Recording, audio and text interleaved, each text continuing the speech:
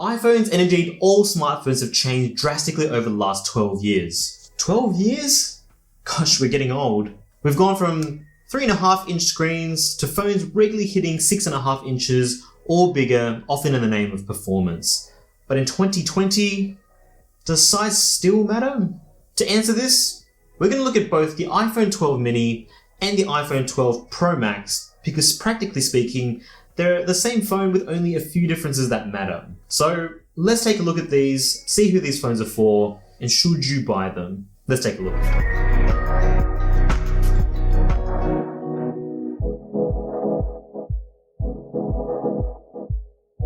Now the biggest and most obvious difference between the two is size. And the choice certainly comes down to personal preference, because some simply prefer big phones with massive screens and others prefer to have a phone that can be easily used with one hand. Now this year, the 12 Pro Max has the biggest screen we've ever seen in an iPhone at 6.7 inches compared to the relatively small 5.4 inches you see in the 12 mini. Then when you realize that the Max is almost the same size as the box the 12 mini comes in, well, you know you're dealing with a chonker. And it really is. The Max feels super heavy despite only being 2 grams heavier than the 11 Pro Max and only barely bigger in overall footprint. And I think a lot of it's got to do with its new boxy design combined with its weight, making it feel significantly bigger than the 11 Pro Max. Now I didn't think I'd have a problem with the Max because I've always preferred big phones and still do. But I've got to say, I've got pretty average size hands, but with the Max, I feel like I'm constantly stretching my fingers out to hold it. I don't know, it's just not that comfortable to hold.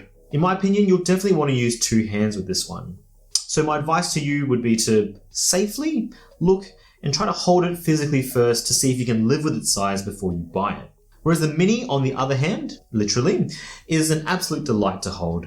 It sits so naturally in the hand and it really channels the spirit of the old iPhone 4s and 5s. The Mini is comparatively light, which means you're less likely to get fatigued using it, and I can easily use this phone all day without any issues, whether it be from typing, scrolling, multitasking, and even using Control Center. It's easily done with one hand, and that in itself is a huge selling point. It's also super refreshing to use even for people who prefer big phones like me. Now, like the comparisons between the 12 and the 12 Pro, both Max and Mini models both have color-accurate OLED displays that are HDR compatible, with the Pro getting marginally brighter than the Mini. The Mini, however, does pack in a 1080p resolution, so it actually has a slightly higher pixel density at 476 ppi versus 458 on the Max. So technically, you get a sharper image on the Mini, but in reality, you're not going to notice a difference. Both screens are 60Hz and both also have the same 240Hz touch response rate.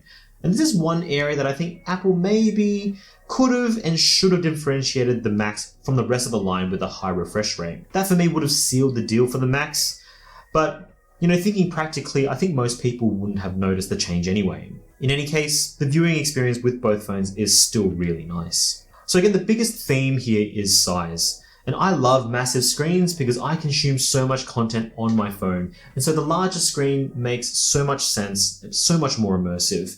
And the bigger size means its speakers are bigger too, which means the Max definitely gets louder than the other 12s. And overall, having a bigger screen and bigger phone just makes a lot of sense for someone like me. But obviously the price you pay is in ergonomics. And as mentioned before, that's one of the main selling points of the Mini. So have a good think about that. Now the next obvious difference is in design. You've got size, but you've also got differences in materials too.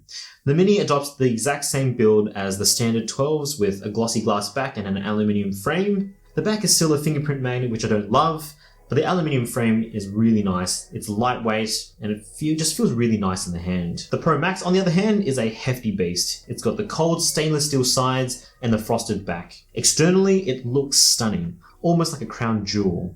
But as mentioned before, its size doesn't make for a very comfortable holding experience.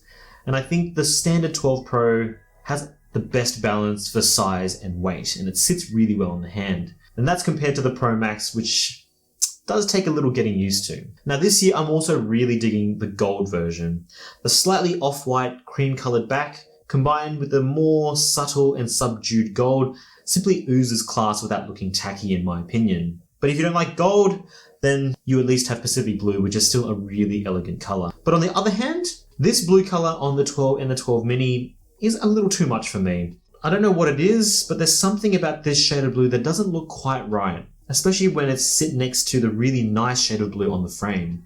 So if I were to buy a colourful 12, I'd probably opt for the red or the green one instead. But let me know what you choose in the comments section below. Now the next size advantage and disadvantage lies in battery. Bigger body, bigger battery. Smaller body, smaller battery. Pretty obvious stuff. But the true and obvious advantage here is in the Max model. It has the biggest unit at 3687 milliamps, which is actually slightly smaller than the previous 11 Pro Max's battery, but still performs really well. It easily lasts a full day with heavy use, regularly getting close to 8 hours of screen on time or 30% of battery by the end of the day. It's great. The Mini, on the other hand, considering its size, actually lasts pretty long too, and I bet you weren't expecting that. I know I wasn't. I mean, it's obviously not on the same level as the Max, but when you consider its internals, the power it packs, its feature parity with the rest of the 12s, it's really not bad, even though it's only got a 2227 milliamp hour unit. So on a good day, with a bit of casual web browsing, social mediaing, YouTube, it'll get you to the end of the day, and at worst, you're out busy shooting a lot of photos and 4K video. Yeah, sure, you'll need to plug in once or twice, but honestly, it's pretty good. And if you've got wireless chargers sitting around, then at least you can still casually charge it throughout the day.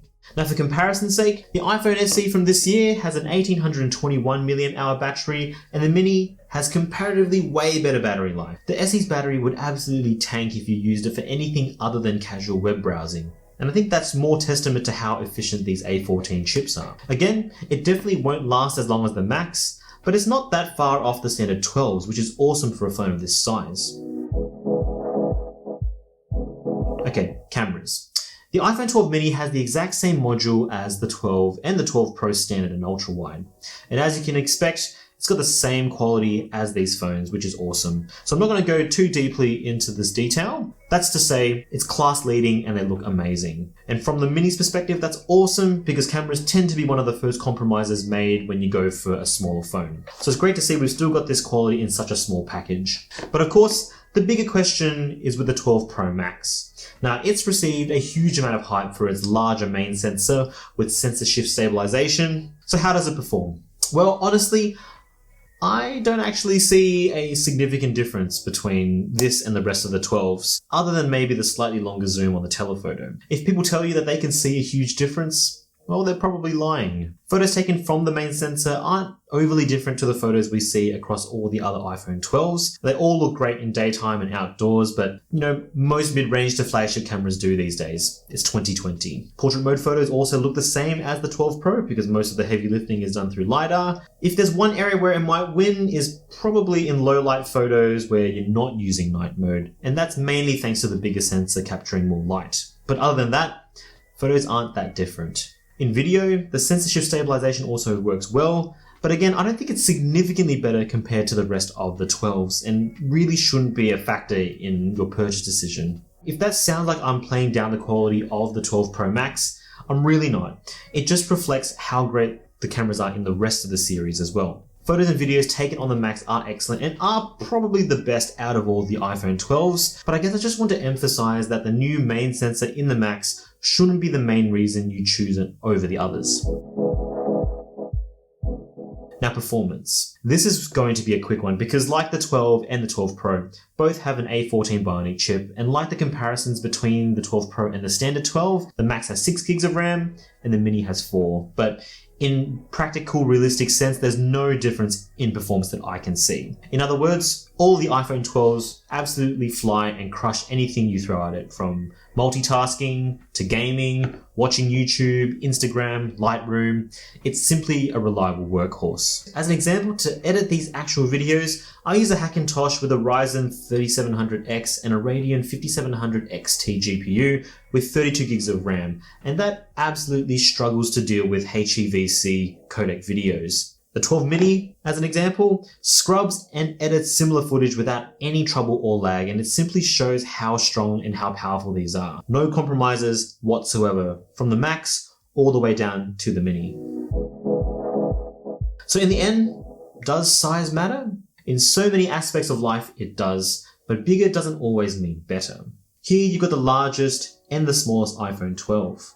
the most expensive, and the cheapest. If you take money out of the equation, which one is right for you really boils down to two priorities: size and battery life. And for all intents and purposes, the Mini matches the Max in almost every other aspect. For all the media consumption fiends like me, the 12 Pro Max with its bigger screen and bigger battery is the perfect choice. Whereas the Mini, it fits in one hand, performs just as well as its bigger brothers, it's got the same class-leading cameras and performance, minus its telephoto, and it's also the cheapest one of the lot. So in the end, size, it does, but it also doesn't matter as well. But which one would you pick? The Max, the Mini, or one of the middle brothers? Let me know in the comments section below.